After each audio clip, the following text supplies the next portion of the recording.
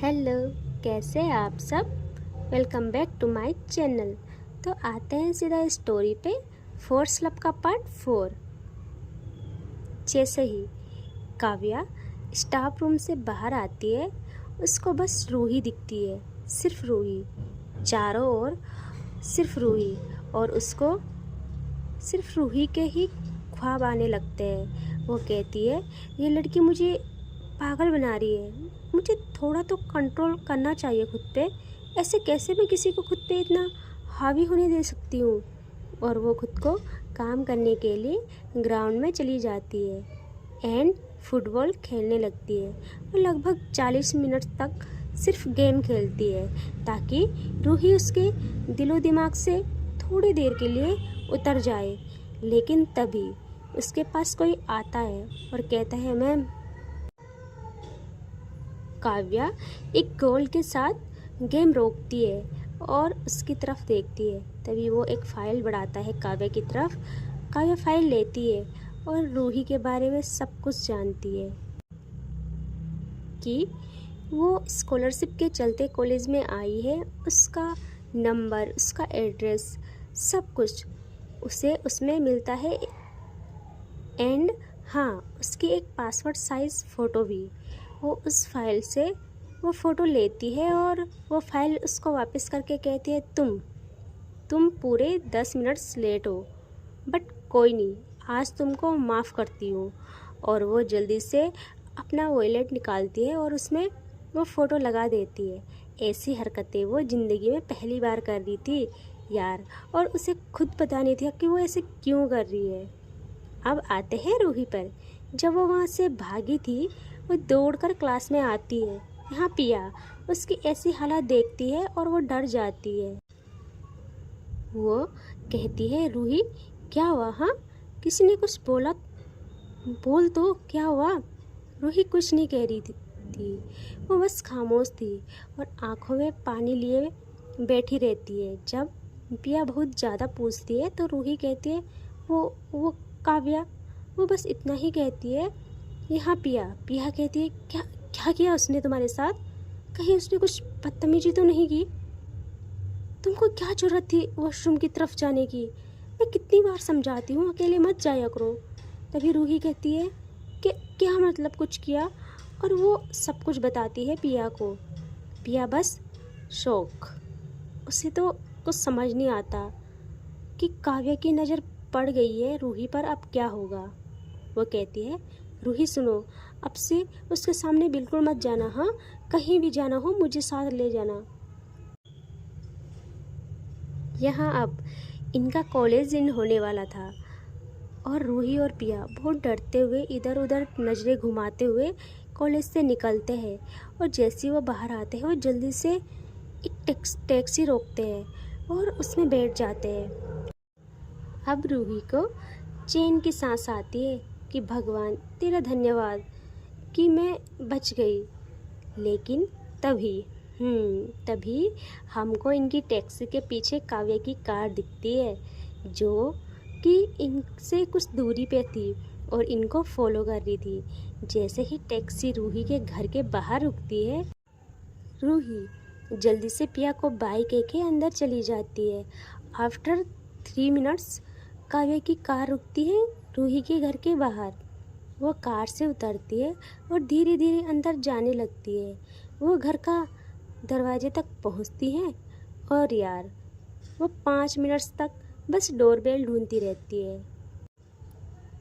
उसको डोरबेल मिलती ही नहीं। उसे कुछ समझ नहीं आता। वो कहती है, यार कैसे लोग हैं, पता नहीं कहाँ बटन छुपा के रखा है। फिर वो सोचती है, छी छोड़ो, कौन डोरबेल बजाए। वो दरवाज़ा नॉक करती है। यहाँ कुछ टाइम बाद दरवाज़ा खुलता है। सामने सामने रूही की माँ थी। वो जैसे ही काव्या को देखती है, कहती है, आप कौन? काव्या कहती है, आंटी जी नमस्ते। तो वो कहती है, नमस्ते बेटा, आप कौन? तभी वो कहती है, आंटी जी जान पहचान तो होती रहेगी, अब तो अपना ही घर है। रूही की माँ कंफ्यूज नज़रों से देखती है काव्या को। रूही की माँ कंफ्यूजन से देखती है काव्या को।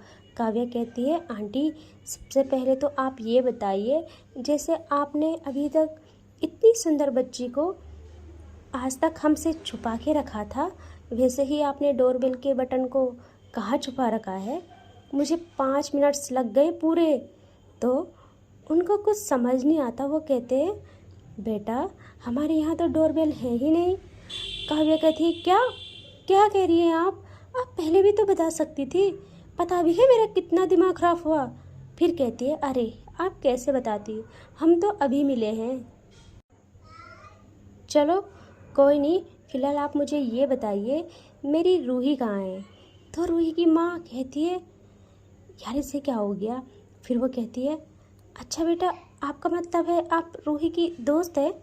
वो तो अभी आई है, अपने कमरे में चेंज करी होगी। आप आइए ना, बैठे। काव्या कहती है, कोई बात नहीं आंटी, मुझे ना थोड़ा मिलना है जल्दी से, मुझे बताइए कौन सा रूम है वो। तो वो बताती है काव्या को।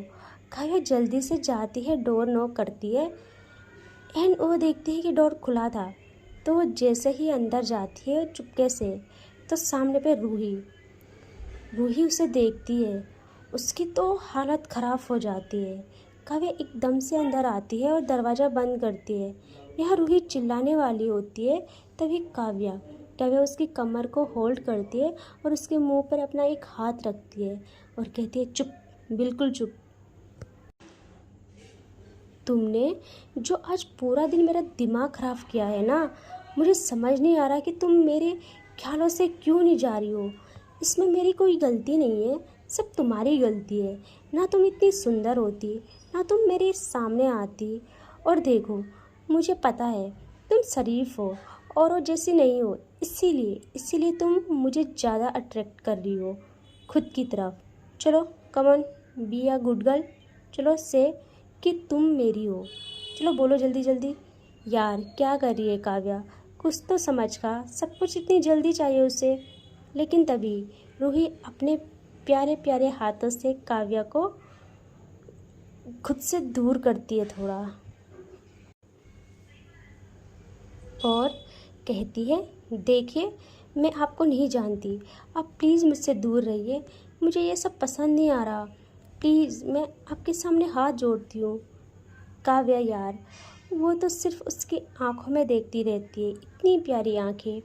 काव्या खुद को कंट्रोल नहीं कर पाती और वो उसकी नेक को होल्ड करके उसकी तरफ बढ़ने लगती है। यहाँ रूही एक जोर का स्लैप करती है काव्या को। यार पहला स्लैप था ये। भाई आग लग जाती है काव्या को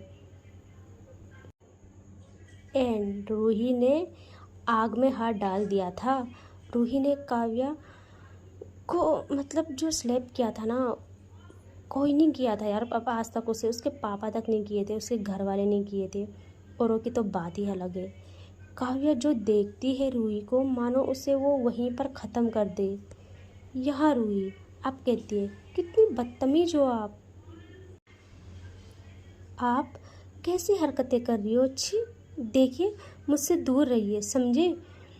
काव्या अब बढ़ती है रूही की तरफ और रूही अपने कदम पीछे लेती है। काव्या रूही के फेस को अपने हाथों से होल्ड करती है, ज़ोर से पुल करती है और गुस्से से कहती है, तुम्हारी हिम्मत कैसे हुई काव्या पर हाथ उठाया तुमने? तुम्हारे पीछे पड़ी हूँ, इसका मतलब ये नहीं कि तुम कुछ भी करो मैं चुप रहूँगी। यह रूही की आंखों में आंसू आ जाते हैं। काव्या जैसे ही ये देखती है, उसका फेस ज़ोर से छोड़ देती है और कहती है, वैसे तुम्हारा गुरूर करना सही भी है, लाजमी है। तुम्हारा गुरूर करना, तुम्हारा यूँ इतराना सही है। तुम काव्या की पसंद हो, आम तो हो ही नहीं सकती। तुम्हारा यूँ मगरूर होना लाजमी है। लेकिन ये जो थप्पड़ तुमने मुझे मारा है ना, इसके बदले तुम्हारी चीखों से पूरा रूम ना महकाया तो मेरा नाम काव्या नहीं, वो भी अपने तरीके से। एंड उसका तरीका कौन सा है, ये हम सब जानते हैं। काव्या अब कहती है, तुम तो सिर्फ मेरी हो, सिर्फ मेरी। इस बात पर आज तुमने ये थप्पड़ मारकर मुहर लगा ली है। और काव्या वहाँ से बाहर आ जाती है गुस्से में। और तभी रूही की मम्मी बोलती है, बेटा आप कहाँ कहाँ जा रहे हो, मैंने आपके लिए चाय बनाई थी। तभी काव्या एक गुस्से वाला लुक पास करती है रूही की माँ को और वहाँ से निकल जाती है, रूही के घर से निकल जाती है। उसका दिमाग इतना ख़राब था कि वो अपनी गाड़ी को मोड़ देती है रिया के घर की तरफ और कार चलाते चलाते ही रिया को कॉल करती है। और रिया कॉल उठाती है और वो कहती है, हेलो।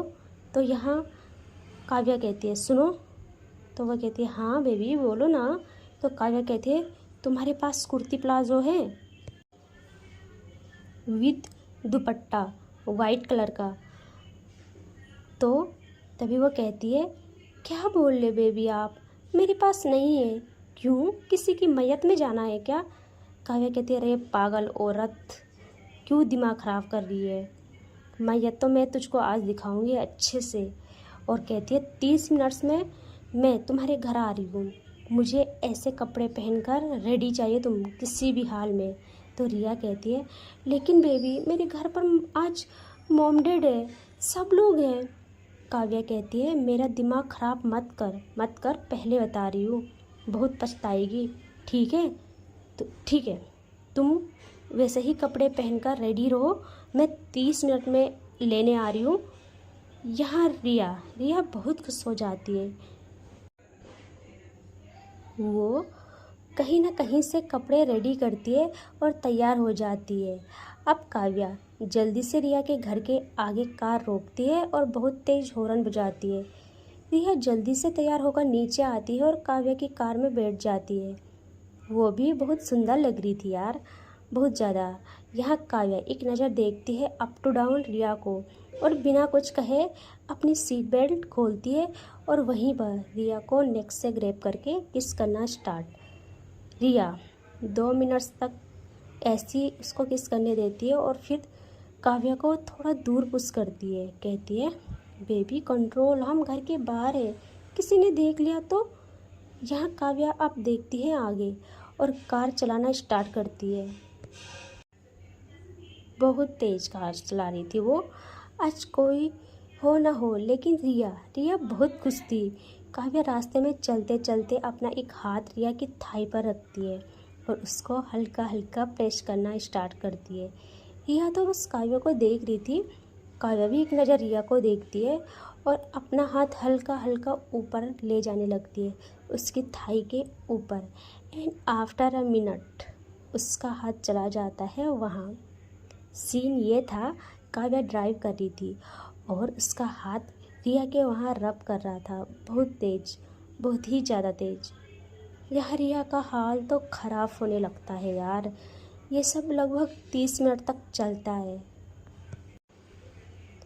अब काव्या की फिंगर्स सारी वेट हो गई थी। अब काव्या ऐसे ही अपनी फिंगर्स बाहर निकालती है और रिया की थाई पर रखती है।